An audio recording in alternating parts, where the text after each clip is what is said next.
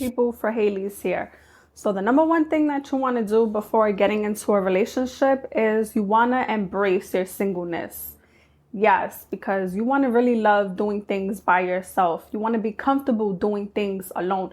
You want to be comfortable in your most uncomfortable season. You know why? Because when you truly love yourself and you know your worth and you know who you are and you know what you bring to the table, you want a partner that can match your energy. You want a partner that can fulfill your needs. And there's nothing wrong with being alone, because being in a relationship is not going to heal you and being single is not going to kill you. You really want to learn how to be alone. You want to know a lot about yourself. You want to learn about yourself. You want to rediscover who you are. But embracing your singleness is more like a rebirth season.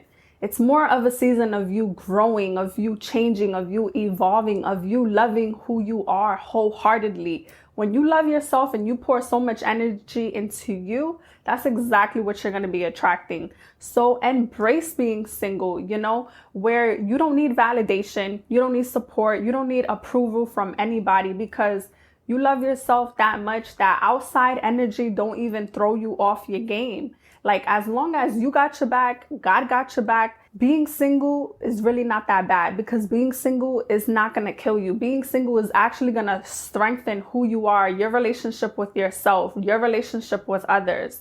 When you embrace being single, when you love your process and you enjoy the journey, you have so much more blessings and abundance on the other side. Because now you're not just settling for anybody. You're not being with anybody who's for everybody. Now you're just rare. You're that rare, customized, fit human being where it only takes a selective certain person to be with you. So don't be so hard on yourself if you're single. Embrace it, enjoy it. Go do something that is different. Get out of your element. Step out of your comfort zone. Do something that challenges you. Do something that brings you joy, that makes you excited to wake up in the morning. But also do something that you're very passionate about. Learn to commit to yourself. Put yourself first. Put yourself as a priority. Self-love is the best love. So number 2, this kind of goes with number 1, but be clear on what you want before getting into a relationship.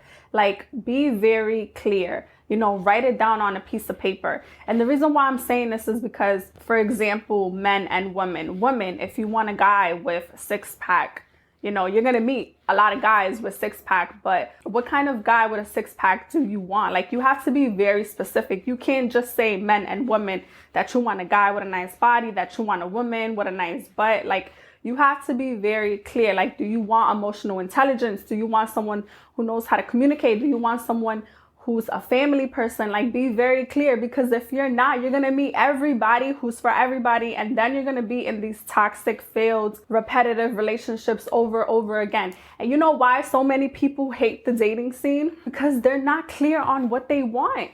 When you are very clear and you put that into your subconscious, this is on a whole spiritual level. If you're spiritual, y'all know what I'm talking about. But if you plant that root in your subconscious level of what you want, something in the atmosphere, something about the universe, they're going to attract you with what you want. Once you plant that seed into your subconsciousness, the energy, the universe is going to manifest that, and that's going to continue to grow. Wherever your focus goes, your energy flows. So wherever you put your focus, energetically, that's what you're going to attract. So if you want someone who's family man, if you want someone who's very spiritual, if you want someone where you're very clear and you're very specific on what you want, that's exactly what's going to continue to grow. And also be very honest with yourself. Write it down so that you can implement this in your brain. You can implement this in your subconscious within yourself, so that when someone you want comes your way and it ain't right, your discernment is already telling you this is a red flag, or your discernment is telling you, like, this is not it. Because, sometimes people could be good, but they're not good for you. So that's why I'm saying be very clear on what you want, so that you don't just attract everybody, because you don't want to attract everybody. You don't want everybody coming up to you, trying to sell you game, sell you a dream. You don't want that. You just want a very specific type of person to come your way. The third thing that you should do before getting into a relationship is set a good foundation to communicate and to comprehend. Because once you know how to communicate, once you know how to talk through uncomfortable conversations, these are the building blocks to making any type of relationship last or any type of relationship succeed. And you know how to listen, but not only listen, you know how to comprehend someone.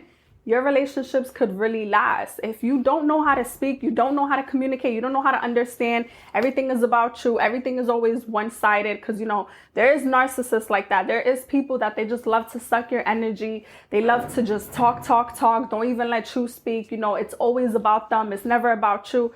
And you have emotional intelligence. You want to be with someone who has the same capacity as you. You don't want to be with people that they're immature. They don't have the emotional capacity to be in a relationship. So build a good foundation to learn how to communicate, to comprehend, so that you could attract someone with emotional intelligence. And the reason why I say this is because in my previous relationship, I was with someone, and every time I would talk to them or I would talk about our issues, I felt like I was talking to a wall.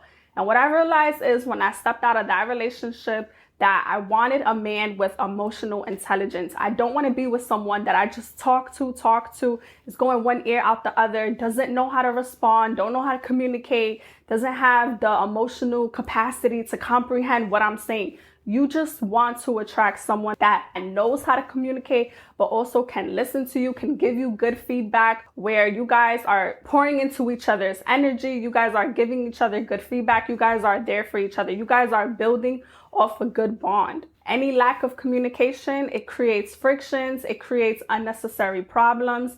And then once again, like I was doing, you are putting yourself, your wants and needs in the back burner to minimize who you are to please someone else. Make sure that you build this good foundation where you are communicating, where you know how to speak, where you are very gentle, where you're not coming off too strong. And the fourth thing that you want to do before getting into a relationship is you want to learn, but you also want to heal from your toxic traits.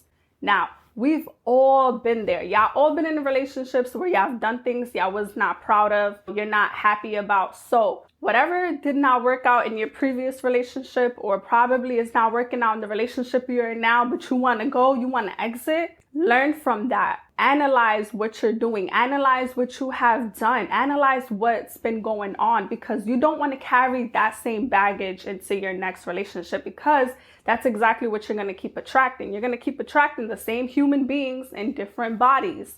So if you was toxic, if you had anger issues, if you had jealousy issues, learn how to heal from that. Learn how to overcome that, grow from it. Or if something good comes your way, you don't self-sabotage it. Learn from your mistakes, but don't just learn from it, grow from it. Be a better person from your previous relationship. You have to become more self-aware within yourself, because you don't want people pointing out your bad habits.